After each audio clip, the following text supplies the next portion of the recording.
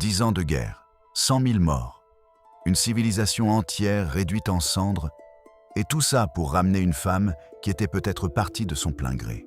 Avant que tout brûle, il y avait un mariage, celui de la déesse Thétis, et une pomme d'or gravée d'un seul mot, à la plus belle. 3 déesses se disputèrent cette pomme, Héra, Athéna, Aphrodite, et aucune n'accepta de perdre, même au prix d'une guerre mondiale. Zeus, le roi des dieux, refusa de trancher, trop lâche pour choisir entre sa femme et ses filles. Alors, il délégua à un simple mortel. Ce mortel s'appelait Paris, prince de Troie, et il n'avait aucune idée que son jugement allait condamner sa propre ville à la destruction. Chaque déesse lui offrit un cadeau. Héra voulait le rendre roi du monde. Athéna, le plus grand guerrier, mais Aphrodite lui promit la femme la plus belle.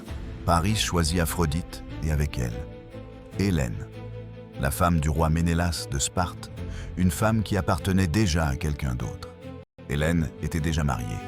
Tous les rois de Grèce avaient jadis juré de défendre son honneur. Et Paris venait d'activer ce serment sans le savoir. Quand Paris arriva à Sparte en invité, Ménélas l'accueillit comme un ami, puis repartit en voyage, laissant sa femme seule avec ce prince troyen. Hélène disparut avec Paris, et avec elle, une partie du trésor royal, laissant derrière elle un roi humilié et une guerre inévitable. Ménélas rentra chez lui, trouva un palais vide et une couche froide, puis envoya un message à son frère Agamemnon. Il voulait la guerre. Agamemnon n'attendait que ce prétexte, lui, qui rêvait depuis longtemps de mettre la main sur les richesses de Troie et la domination de l'Égée. Il convoqua les rois de toute la Grèce, Achille, Ulysse, Ajax, Diomède, des héros qui n'avaient strictement rien à voir avec cette histoire de femmes volées. Ulysse ne voulait pas partir, il alla jusqu'à feindre la folie pour y échapper. Mais on lui força la main, et il embarqua malgré lui. Achille, lui, fut caché par sa mère parmi des femmes déguisées en jeunes filles, parce que la prophétie disait qu'il mourrait à Troie. Ulysse le démasqua en lui tendant un piège, une épée cachée parmi des bijoux. Et Achille saisit l'arme sans réfléchir, trahissant sa vraie nature. La flotte grecque, 1000 navires selon le mythe, se rassembla à Aulis. Mais les vents refusèrent de souffler, bloquant l'armada entière. Le devin Calchas révéla la cause. Artémis exigeait un sacrifice humain, la propre fille d'Agamemnon, Iphigénie, pour que les vents reprennent. Agamemnon accepta, il sacrifia sa propre enfant sur l'autel des dieux pour lancer une guerre dont la cause première était l'ego de son frère. Les vents se levèrent enfin, et 1000 navires de guerre fendirent la mer vers Troie, portant avec eux la colère, l'ambition et la malédiction des dieux. La flotte grecque toucha enfin les rivages de Troie, et le premier homme à sauter sur le sable fut tué instantanément, car la prophétie disait que ce serait lui. Personne ne voulait être le premier à débarquer, mais une fois que quelqu'un eut brisé la malédiction en mourant, les Grecs se déversèrent sur la plage. Troie était imprenable, des murailles hautes comme des falaises, des guerriers d'élite, et Hector, le fils du roi Priam, le meilleur soldat du monde antique. 9 ans passèrent, 9 ans de siège, de batailles sans victoire, et Troie tenait toujours, pendant que les Grecs pourrissaient sous leurs tentes. Les dieux, eux, s'amusaient.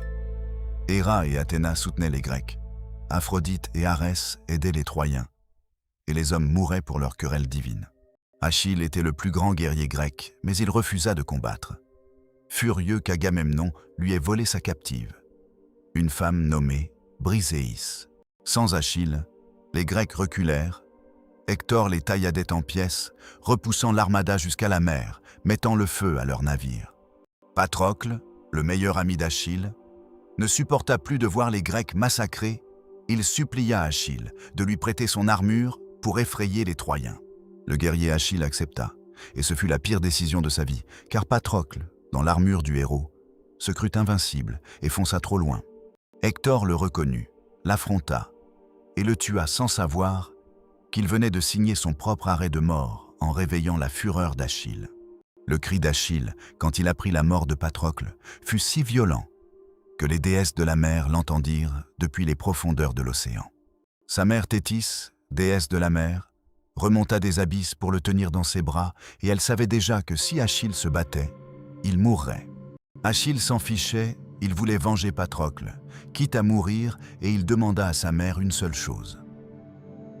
Une nouvelle armure forgée par les dieux. Héphaïstos, dieu du feu et forgeron de l'Olympe, travailla toute la nuit pour forger l'armure la plus extraordinaire que le monde ait jamais vue. Quand Achille apparut sur le champ de bataille dans cette armure divine, les Troyens reculèrent de terreur, certains s'enfuirent, sans même qu'il lève la main. Il massacra les Troyens par centaines, remontant vers les murs comme une tempête humaine, et rien ni personne ne pouvait l'arrêter, sauf Hector. Hector savait qu'il allait mourir, ses parents le supplièrent depuis les remparts de rentrer, mais il resta dehors, parce qu'un héros ne fuit pas. Quand Achille fut assez proche, Hector s'enfuit, il fit 3 fois le tour des murs de Troie, en courant, avant que les dieux trahissent sa fuite. Athéna prit l'apparence du frère d'Hector pour le convaincre de s'arrêter et d'affronter Achille, puis disparut, le laissant seul face à sa mort. Hector mourut sous la lance d'Achille, devant les murs de sa propre ville, sous les yeux de son père, de sa mère et de sa femme, qui le regardaient du haut des remparts. Achille ne se contenta pas de tuer Hector. Il attacha son corps à son char et le traîna 3 fois autour des murs de Troie, sous les cris de sa famille. Chaque nuit, Achille recommençait incapable de pleurer autrement, jusqu'à ce que les dieux eux-mêmes jugent sa vengeance indigne d'un héros. Zeus ordonna qu'on rende le corps à son père, et Priam, vieux roi de Troie, traversa seul le camp ennemi dans la nuit pour supplier Achille. Priam s'agenouilla devant Achille, embrassa les mains qui avaient tué son fils, et Achille pleura avec lui, parce que tous deux avaient tout perdu. Achille rendit le corps, et quelques jours plus tard, une flèche tirée par Paris, guidée par Apollon, transperça son seul point faible, son talon. Le plus grand guerrier du monde antique mourut d'une flèche dans le talon tirée par le prince le plus lâche de Troie, guidé par un dieu joueur. Troie avait résisté 10 ans, elle avait survécu à Achille, aux assauts, aux trahisons, mais elle allait mourir d'une idée, pas d'une épée. Ulysse proposa un plan que personne n'avait osé imaginer. Construire un cheval de bois géant, y cacher des soldats d'élite et offrir la chose aux Troyens. Les Grecs construisirent le cheval en 3 jours, plièrent leurs tentes et disparurent, laissant sur la plage le cheval et un seul homme pour raconter le mensonge. Les Troyens sortirent de leurs murs pour la première fois en 10 ans, et quand ils virent la plage vide et le cheval, ils crurent avoir gagné. Un seul homme avertit les Troyens. Le prêtre Laocoon cria que ce cheval était un piège et lança sa lance contre le bois pour leur prouver. Poséidon envoya 2 serpents géants qui émergèrent de la mer et dévorèrent Laocoon avec ses fils sous les yeux de toute la ville paralysée de terreur. Les Troyens interprétèrent ce signe à l'envers. Si les dieux punissaient celui qui insultait le cheval, c'est que le cheval était sacré et ils le firent entrer. Cassandre, la prophétesse de Troie, hurla que la ville allait brûler. Mais Apollon lui avait ôté le don d'être cru. Personne ne l'écouta. Cette nuit-là, Troie fit la fête. 10 ans de guerre terminés. Les Grecs partis, la ville sauvée, ils burent jusqu'à l'aube sans poser de garde. À minuit, quand la ville dormait enfin, une trappe s'ouvrit dans le ventre du cheval et 20 soldats grecs descendirent en silence dans les rues vides.